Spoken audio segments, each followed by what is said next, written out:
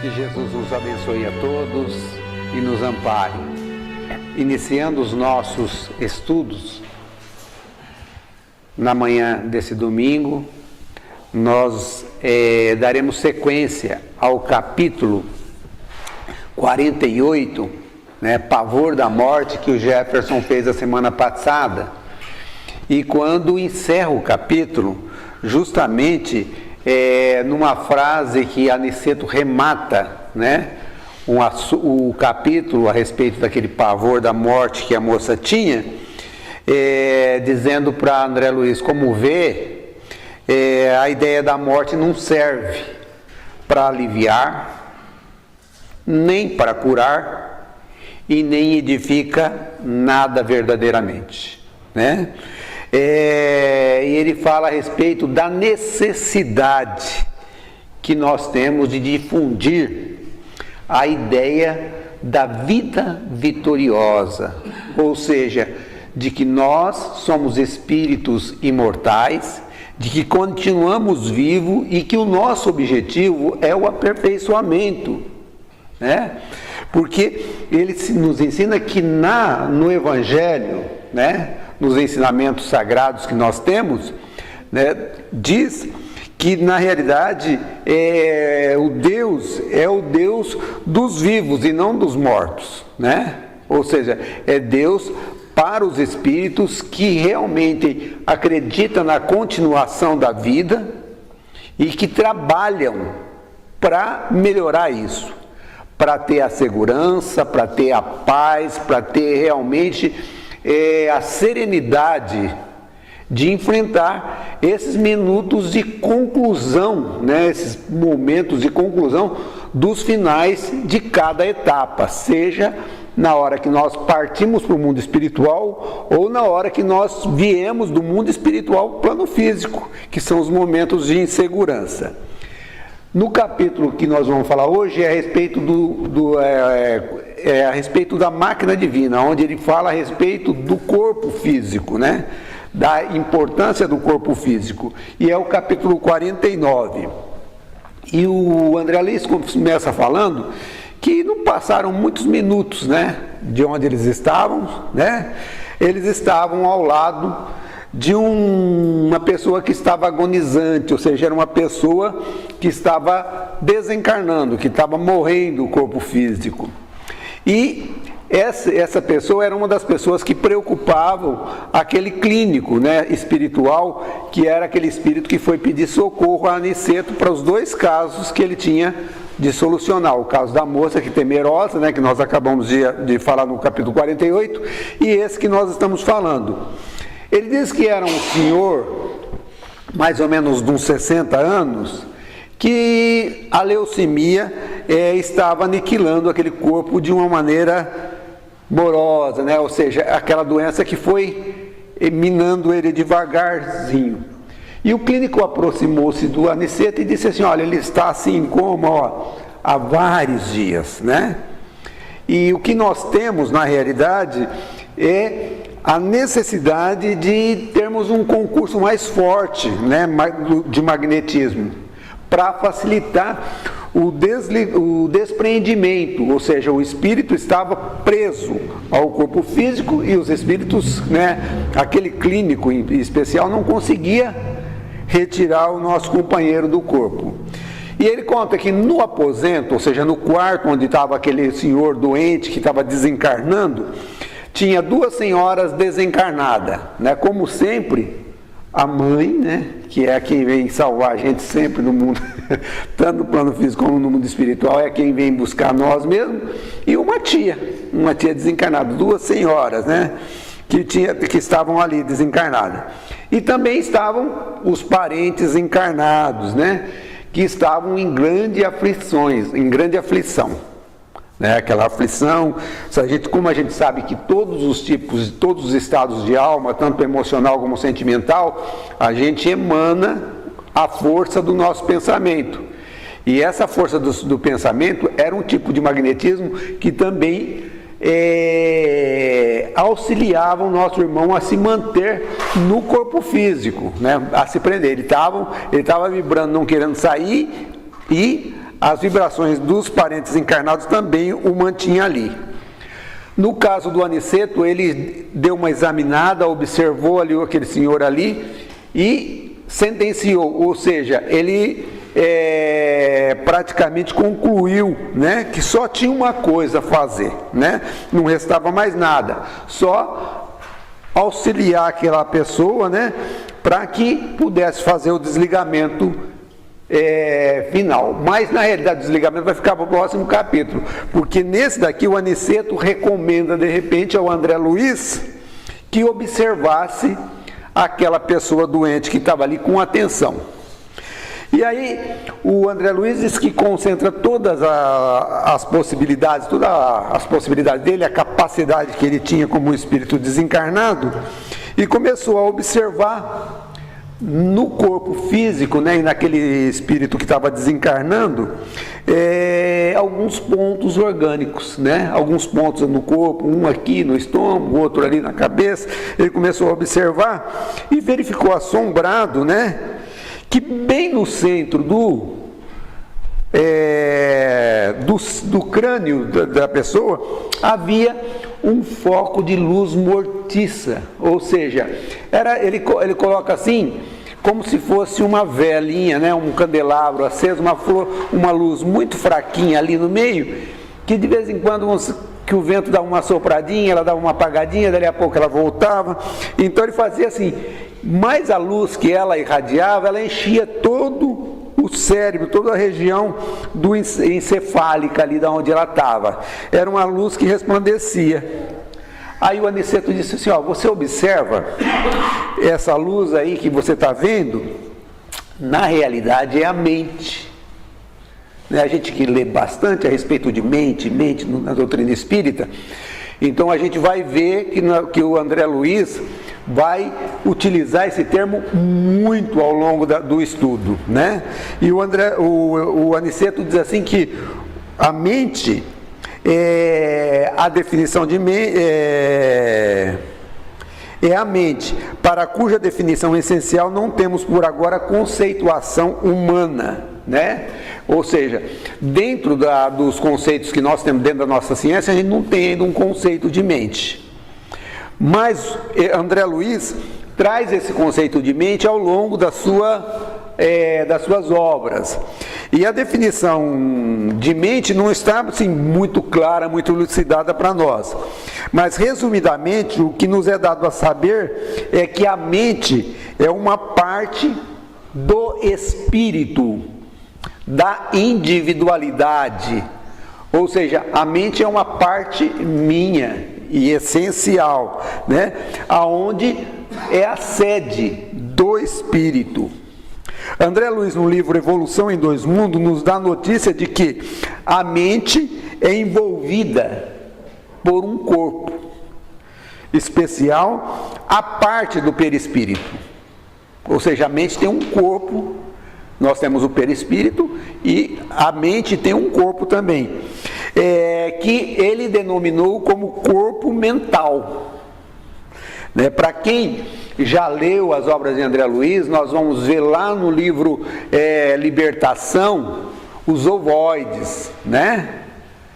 Que é aquelas pessoas que perderam o perispírito e ficaram aqueles ovoides. Aquele ovoide é o corpo mental, né?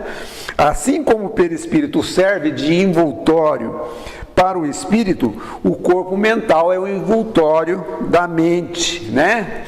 Os três elementos constitutivos de nós encarnados, que a gente já sabe, que a gente lê sempre, qual que é? É o espírito, né? O ser inteligente, o perispírito, que é o corpo que envolve, né? O espírito, e o corpo de carne, que é o corpo físico que nós temos. O André Luiz, dando mais um passo na complementação das informações que traz para nós a terceira revelação, né, a divina doutrina espírita, né, ele acrescenta esse quarto, que é o corpo mental. Embora afirme que o corpo mental ainda não possa ser conceituado por falta de terminologia na linguagem terrena, ele esclarece que o corpo mental preside a formação do perispírito, do mesmo modo que esse preside a formação do corpo físico. A mente é assim a usina geradora da vontade do espírito. Por seu intermédio, o espírito produz a força inteligente, ou seja, os nossos pensamentos, né? De que nós podemos chamar de ideia, né? De ideia, que ganha a forma e a direção através do pensamento, né? Depois de formado, nós sabemos que é uma entidade viva, né? E que permanece sempre ao nosso redor, que nós temos condições de mandá-la para todos os lugares, é através da mente que nós mandamos. Nesse ponto, o André Luiz ficou assim, estranhou aquela ideia, foi uma coisa meio nova para ele. E o Aniceto então colocou a mão direita, né, sobre a fronte dele e transmitiu assim um vigoroso, quer dizer, uma parte, né, do magnetismo do próprio Aniceto. Ele transferiu aquele magnetismo dele, pessoal do Aniceto, para o André Luiz e disse para ele: olha, repare a máquina divina. Olha como ele chama o corpo físico, né? Uma máquina divina, a máquina divina do homem, o tabernáculo sagrado que o Senhor permitiu se formasse na terra para a sublime habitação temporária do Espírito, né? Ou seja, ao longo dos tempos, né, nós fomos formando. Agora, André, não está você diante de demonstração anatômica da ciência terrestre, examinando carne morta e músculo enrijecido. Ou seja, de quando ele era médico, né, ele estava acostumado a observar cadáver, né? Aqueles cadáveres que era para examinar. E agora não, ele não estava observando alguém que ainda estava encarnado, mas observando o corpo físico, o funcionamento do corpo físico, como que é o funcionamento. Aí Aniceto fala assim: observe agora, o olho imortal não poderá contemplar o que se encontra à sua vista nesse instante. O microscópico é ainda pobre, não obstante representar uma nobre conquista para a iluminada visão humana. A gente tem que considerar que o livro foi escrito em 1940, né? Hoje nós temos a ressonância, nós temos o eletroencefalograma, nós temos os microscópios eletrônicos que ampliam mais ainda a visão para o micro do homem, né? Hoje nós sabemos que as menores, nessa época aqui, as menores partículas que existiam eram as partes do átomo, como os elétrons, os prótons, né? E os nêutrons, né? Hoje a gente sabe dos quarks e outras partículas menores que formam esses elementos, né? Tudo isso daí através das informações e da evolução da própria ciência. O André Luiz faz um comentário que a cooperação magnética de Aniceto modificara a cena, né? E ele diz que ele foi obrigado, né, a concentrar todas as suas energias na observação, para que ele não se espantasse, né? Para que a reação dele não fosse negativa diante do que ele estava vendo, para que a reação negativa dele não deixasse ele ver de forma correta aquilo. Isso, nesse ponto aqui, eu acho extremamente importante a gente refletir sobre esse momento a respeito da nossa reação.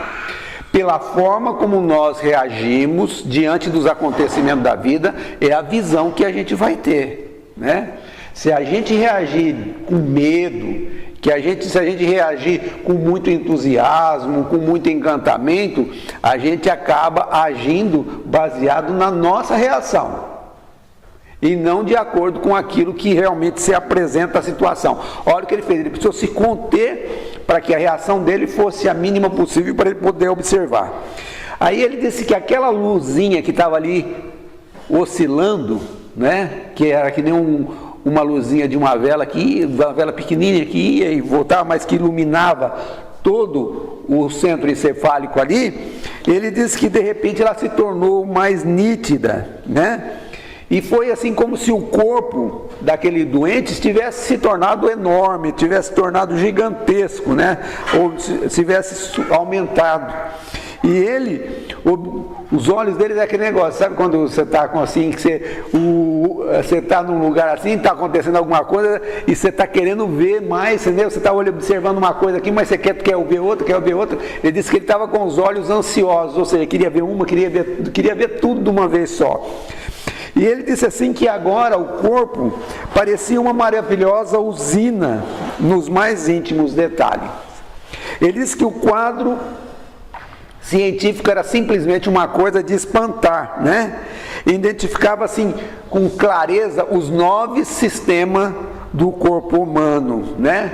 Desde os ossos, a musculatura, a circulação sanguínea, os aparelhos de purificação, como o do sangue, os pulmões, os rins, o sistema linfático, né? O sistema de defesa do organismo, todo o maquinismo, aquele movimento de peristaltismo do próprio sistema digestivo, o sistema nervoso, as glândulas hormonais e os aparelhos do sentido, os olhos, a boca, o nariz, os ouvidos, o tato. Ele observava aí a reação de cada um deles de maneira atuante, né? O corpo atuando. Tal revelação era diferente de tudo aquilo que ele tinha imaginado, né? Além daquilo que ele tinha visto no corpo humano e de todas as coisas que diziam que era assim na Terra, era muito maior. Ele não podia nem sequer, ele disse que eu não poderia nem sonhar, né, nos trabalhos dele que ele fez aqui no corpo físico, enquanto ele era médico, que aquilo era daquele jeito mesmo. Ele disse que a circulação do sangue se assemelhavam a canais realmente que deveriam levar a vida, né? Aquele mundo, né, feito de ossos, de carne, né, de águas e de alguns resíduos minerais. Ele disse que tinha milhões de organismos microscópicos, né, que começavam a andar naquela corrente empobrecida de glóbulos vermelhos. Nós sabemos que o homem o senhor que estava desencarnando estava com leucemia, ou seja, na realidade ele estava anêmico, muito anêmico, porque a leucemia é um processo de empobrecimento de glóbulos vermelhos. Então tinha pouquíssimos glóbulos vermelhos no sangue, né? E esses micro-organismos estavam ali andando no organismo. Ele presenciava assim a forma esquisita, ou seja, algumas forminhas de micróbios realmente minúsculas, muito terríveis. E aqueles corpúsculos que são necessários para a nossa vida, no caso, os hormônios, as partículas os glóbulos brancos e os próprios glóbulos vermelhos que circulavam através do sangue, agora eles funcionavam como se fossem barcos, né? Onde os microscópios estavam todos em cima deles, navegando através desse líquido empobrecido, correndo todo o corpo organismo, né? Contaminando cada um dos órgãos, né? Levando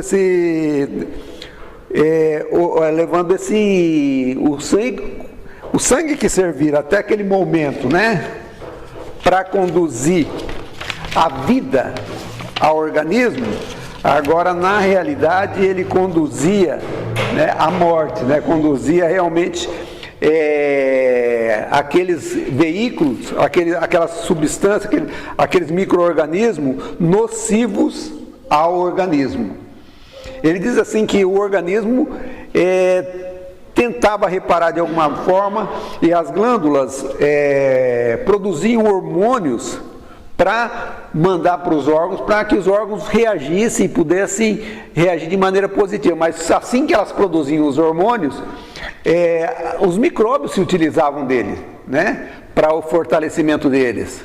E aí acabava absorvendo, fortalecia os micróbios e enfraquecia cada vez mais os órgãos e o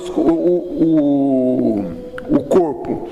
Dessa maneira, ele diz que o plasma sanguíneo, ou seja, aquele líquido que serve para correr através das nossas veias, levando os glóbulos vermelhos, o glóbulo branco, se transformava num líquido estranho e gangrenoso, né? E o doente estava assim muito ativo mentalmente, né? Ele tentava readquirir a direção do organismo, tentava fazer com que o organismo voltasse, ele tinha uma grande vontade de que o organismo voltasse a funcionar de maneira saudável, de maneira em que ele se sustentasse, né? Mas não acontecia isso daí, né? Aquelas bactérias, aqueles micro-organismos nocivos, né? Gozava de grande liberdade, né? Aqui ele coloca assim, o direito de multiplicação crescente e festiva. Nesse momento, o Aniceto se aproxima de André Luiz, enquanto ele estava fazendo essa observação, que ele estava ali maravilhado diante da grandeza do funcionamento daquilo ali, e aí o Aniceto fala para ele, está vendo a máquina divina formada pelo molde espiritual pré-existente, né? Ou seja, aquele corpo que foi moldado, né, pelo perispírito, né? O molde que já tinha ali. Então ele chamou o perispírito de um molde, né? Ou seja, o perispírito na realidade, a forma do perispírito, todas as características do perispírito estava no corpo mental, na mente, né? E que a mente tem esse molde dentro dela gravado para a formação do perispírito, aonde serve de formação para o nosso corpo físico. E Aniceto continua falando para o André Luiz, que estava muito admirado. O corpo físico, o corpo do homem encarnado é um tabernáculo, é uma bênção, ou seja, o corpo do homem encarnado é alguma coisa divino, né? O tabernáculo é o lugar lá que Moisés fez para colocar a arca sagrada, aquela que tinha os 10 mandamentos, que era um lugar divino, é um lugar até hoje que os judeus consideram como um lugar sagrado dentro da sinagoga. Então ele está dizendo que, na realidade, o corpo humano é um lugar divino, né? E que nessa hecatombe angustiosa de uma existência, né, ou seja, nos momentos finais, pode você reparar que todos os movimentos do corpo estão subordinados à mente, ou seja, à individualidade, ao ser inteligente. O organismo vivo, ou seja, o corpo, André, representa uma conquista laboriosa da humanidade terrestre, no quadro das concessões do Eterno Pai. Pode você agora identificar os movimentos da matéria viva. Cada órgão é um departamento autônomo da esfera celular e na esfera celular, subordinado ao pensamento do homem. Cada glândula é um centro de serviço ativo. Há muita afinidade entre o corpo físico e a máquina moderna. São ambos impulsionados pela carga de combustível, com a diferença de que no homem a combustão química obedece ao senso espiritual que dirige a vida organizada. É na mente que temos o governo dessa usina maravilhosa. Não possuímos aí tão somente o caráter, a razão, a memória, a direção, o equilíbrio e entendimento, mas também o controle de todos os fenômenos de expressão corpórea. Na sede da mente e, consequentemente, no cérebro, temos todos os registros de distribuição dos princípios vitais aos núcleos celulares, inclusive a água incessante. A mente, ainda que indefinível pela conceituação científica, limitada na Terra, é o centro de toda manifestação vital no planeta. Cada órgão, cada glândula, meu amigo, integra o quadro de serviço da máquina sublime. construída no molde sutil do corpo espiritual pré-existente. E por isso mesmo chegará um tempo em que a ciência reconhecerá que qualquer abuso do homem como ofensa causada a si mesmo. Bom, a gente vê que hoje a gente já tem nas consequências, né, da reencarnação, algumas punições em relação aos abusos ao corpo físico, né? Porque, como nós vimos aí, na realidade o corpo é uma dádiva divina, é alguma coisa que nós tomamos emprestados, né, do ser criador, que é uma permissão, alguma coisa que nós estamos utilizando para o nosso aperfeiçoamento. Então a gente tem consequências o abuso que nós fazemos do corpo físico. Mas, segundo aqui o Aniceto está falando para o André Luiz, que a própria ciência um dia vai reconhecer isso como um crime, né? Que nós fazemos aí vai ser um abuso que toda utilização de alguma coisa que prejudica a nossa saúde, que prejudica o bem-estar do nosso corpo físico, vai ser uma ofensa a si mesmo. Aí Aniceto continua falando: a usina humana é repositório de forças elétricas de alto teor construtivo ou destrutivo. A gente viu lá, né, que enquanto está tudo bem, que o organismo está saudável, existe uma corrente de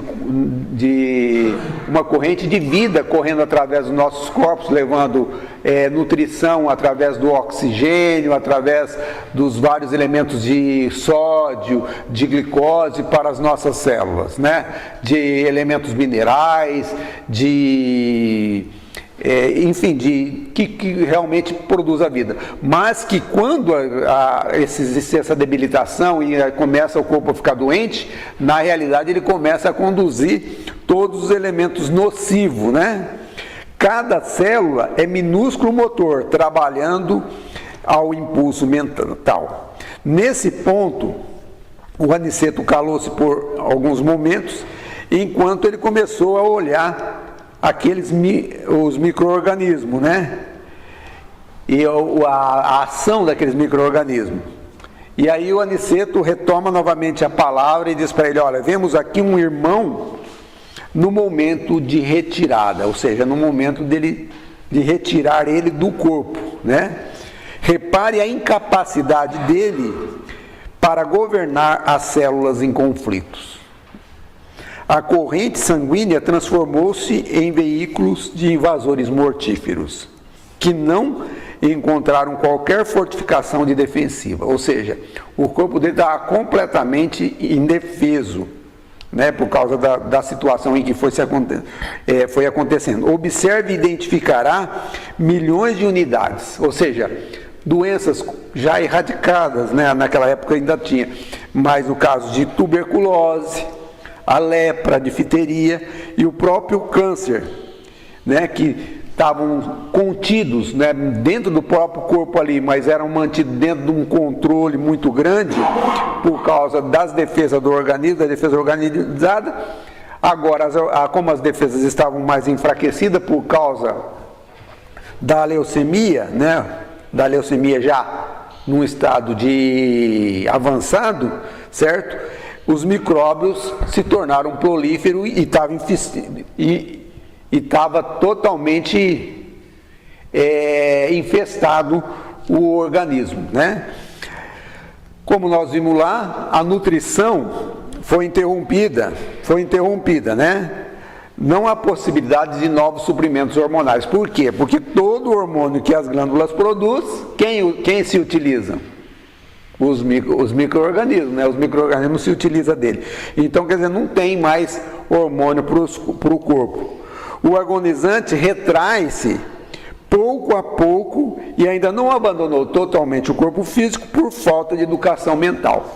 Ou seja, aquele senhor estava naquele sofrimento ali, naquela desencarnação dolorosa, por culpa dele mesmo. Ele já poderia ter desencarnado, estar fora daquilo ali. Aí ele chama a atenção pela falta de intemperância, ou seja, pela falta de educação que as células, né, que as células estavam ali, a célula do próprio organismo dele, né, que como ele não viveu disciplinando as próprias células do organismo, ou seja, a célula diante dos vícios que ele trazia, bebe, né? A sugestão da célula chegava à necessidade de beber, bebe, ele ia lá e bebia. Come, ele ia lá e comia. Ou seja, todas as coisas, tudo aquilo que o corpo pedia, não interessava se era bom ou se era ruim para ele, ele sempre atendeu às vontades do corpo, a vontade da célula, a necessidade da célula. Nunca imaginou em controlar aquilo ali para que ele tivesse uma saúde, tivesse um estado mais saudável. O que acontecia agora? As células, acostumadas a isso, elas eram muito impulsivas, elas atendiam mais aos instintos do que praticamente ao controle da razão concentrada, da pessoa pensando. Ele não conseguia controlar aquilo ali. O impulso do organismo era muito grande e isso causava uma série de emoções, uma série de estado de alma que era nocivo para ele.